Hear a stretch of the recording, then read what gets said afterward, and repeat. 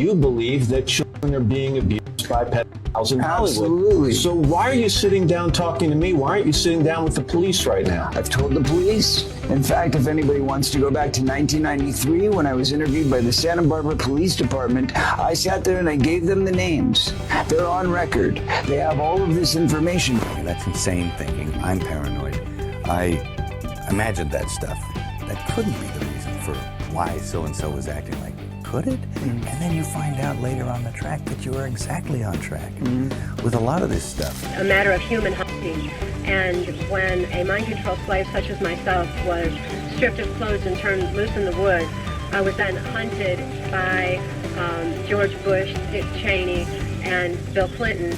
I'm saying that there are people that were the people that did this to both me and Corey that are still working, they're still out there, and they're some of the richest, most powerful people in this business. And they are. And they do not want me saying what I'm saying right now. Are you saying that they're pedophiles? Yes. And that they're still in this business? Yeah. ¡Comieron humanos! ¡Asquerosidad! ¡Comieron humanos! Yo no estaba enterada de nada. Que había, o sea, los asesinatos sí, pero que habían comido humanos. ¡Humanos! Fuera la carne humana. Hollywood was always rumored to be dark, but what's coming out now doesn't feel like gossip anymore. It feels like the mask is sliding off. For years, people who tried to sound the alarm were brushed off as unhinged, jealous, or chasing attention. They talked about powerful men hurting kids, about rituals, about huge names hiding behind money and lawyers. Most people rolled their eyes. But with everything tied to Epstein, leaked testimonies, resurfaced interviews, and even movies that seem a little too on the nose, a lot of those crazy stories suddenly don't sound so far-fetched.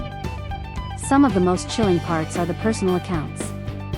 One former child star says she sat with investigators in the early 90s, named names, and told them exactly who did what. She says it's all on record, yet decades later, those same people are still rich, still respected, still working. Another woman talks about being stripped, thrown into the woods, and literally hunted by powerful men, names people recognize from headlines and history books. When you first hear something like that, your brain wants to reject it immediately. It sounds too extreme, too insane. She even admits she felt paranoid at first, like maybe she was the one who was crazy for thinking something so dark was possible.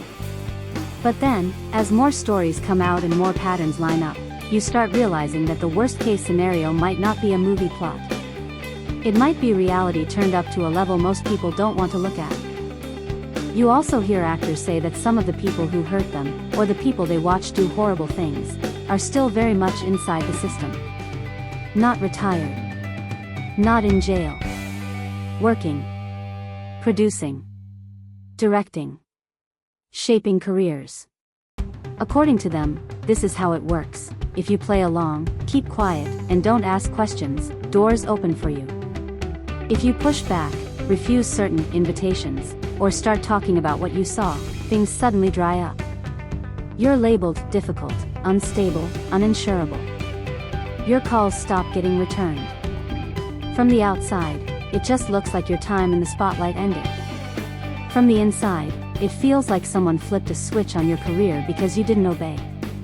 Whether every single accusation is true or not, that's the world these people describe, a world where silence is rewarded and truth is punished. That's why Mel Gibson has become such a lightning rod name in all of this. For years, the story about him was simple: brilliant actor and director who self-destructed. We've all seen the headlines: drunk rants, offensive language, ugly recordings, public meltdowns. Hollywood pretty much washed its hands of him and moved on. But now, people are digging up old interviews where he talks about Hollywood like a haunted town. He says when he first got there as a 25-year-old, he felt like something was seriously wrong.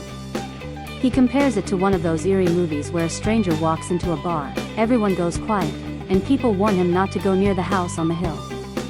At first he told himself he was just being paranoid, that he was imagining things, that a whole industry couldn't be that twisted.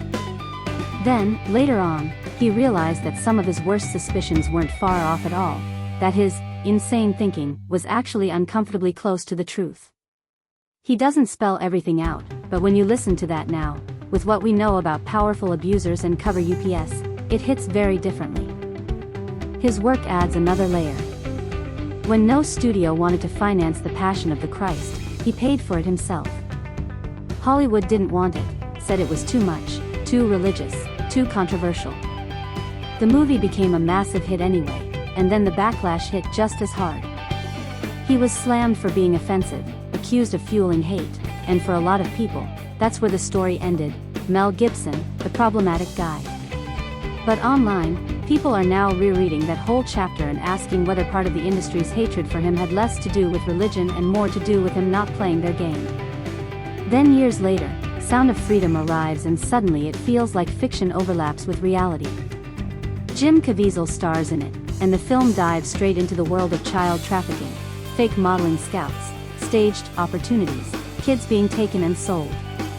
When it first dropped, some people rolled their eyes and called it dramatic, exaggerated, or just a movie.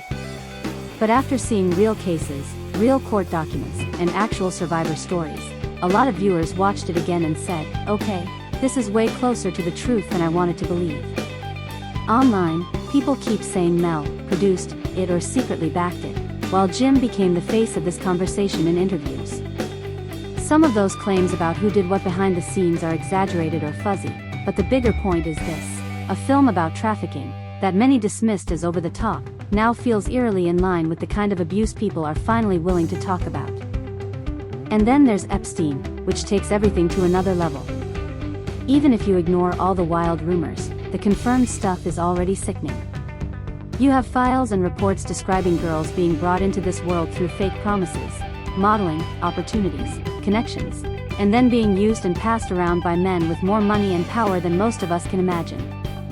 There are accounts of them being chased around in barely any clothes at parties, treated less like human beings and more like props. There are messages where they're described in dehumanizing ways, like objects that can be used and discarded.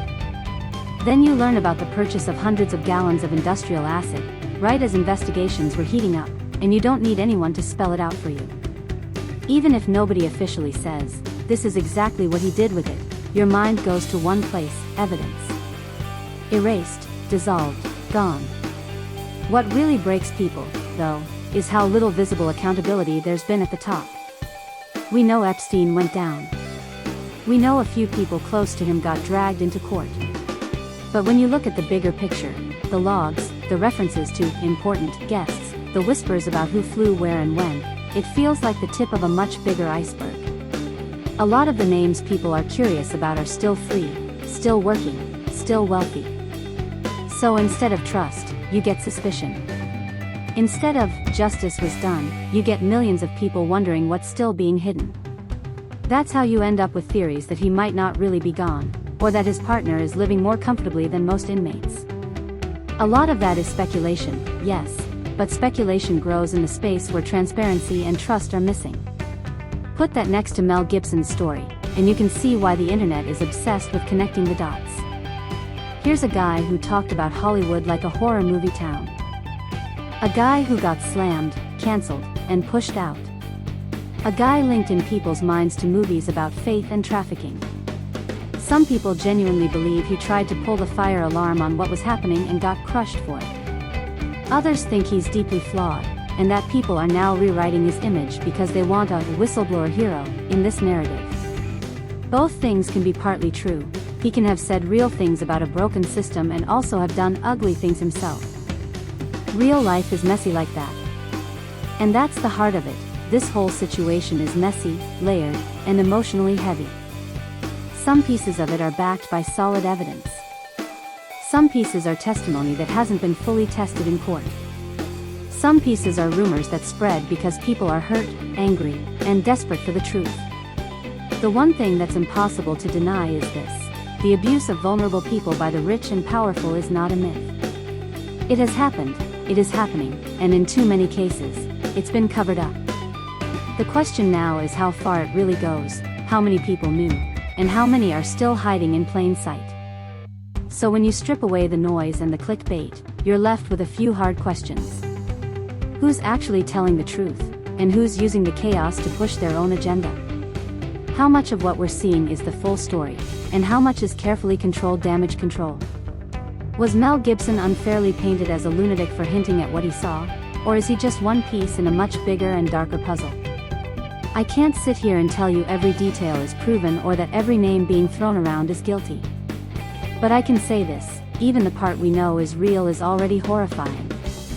And that alone is enough reason to stop treating this like entertainment or just another headline, and to start demanding real transparency, real investigations, and real consequences, no matter how rich or famous someone is. What you do with all this is up to you. You can dismiss it, dig deeper, or sit with the discomfort and let it change how you see the world. But pretending none of it is real? That's not an option anymore.